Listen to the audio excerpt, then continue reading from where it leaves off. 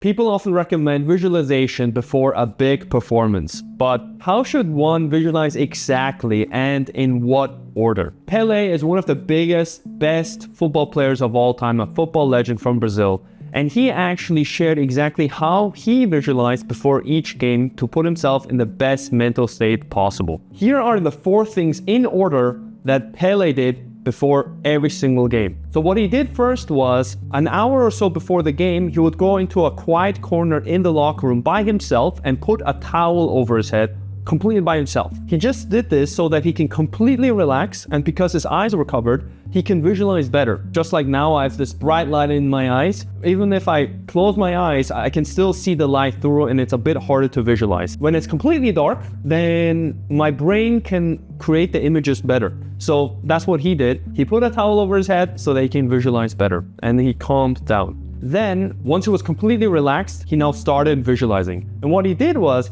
he didn't start visualizing about the upcoming game. No. He did it in a certain order. So what he did first was, he visualized all the times when he was a kid and he was playing on the streets or at the beach and just having fun playing football. This can often happen to professional athletes, or I even noticed as a stand-up comedian, when you're on tour, at some point it just kind of becomes a job. You started out doing this really for fun and you're really enjoying it, but then at some point there's this pressure, there's also, at some points also just feels like a chore. So the joy of the game is not there. And obviously, if you look at the best performances out there, the best performers always say, it felt like fun. It felt like I was playing. I didn't even think, it just happened. And you only get to that when you really connect with that joy again and feel like, oh man, I love doing this. If you feel like it's a chore, you will usually not play at your best. So what Pelé did was he reconnected with the childhood joy of him just playing football. There was no pressure there. There was no money involved, no success metric. He was just enjoying the game. So he was visualizing how he was a kid. He was just playing around with the ball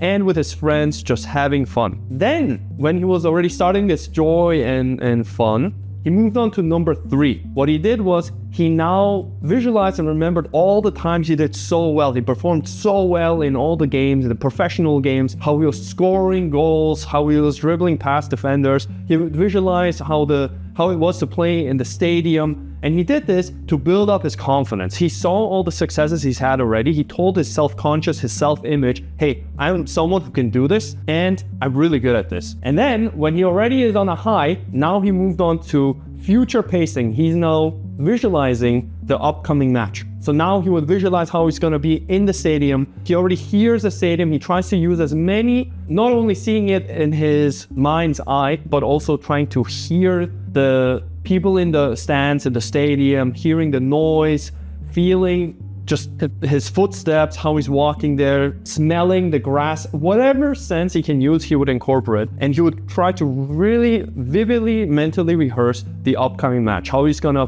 dribble past the certain defenders from the upcoming team. And now, because he was visualizing it for a while and enjoying it a lot, he's already in a flow state, and the images that have never happened yet before come to him much easily. So what did he do in this sequence of visualization? He created joy for himself, remembering all the times he had fun. He created confidence because he remembered all the times he did really well, had all these successes, and also the future success in this upcoming match. And lastly, he also created certainty for himself because now he already saw the upcoming match. So how can you apply this in giving a speech, for example? Instead of just winging it and thinking, oh, let's see how it goes, you can already prepare and put yourself in the optimum position, just like Pelé did. So in the beginning, go somewhere else by yourself. Obviously, in a speech, often you are surrounded by other people, but really try to take the time for yourself. I was once in a stand-up competition on TV, and even on TV, I was surrounded by people. I didn't care. I just closed my eyes and I was doing some breathing exercises. So whenever possible, often at comedy shows, I'm just standing there in the back room.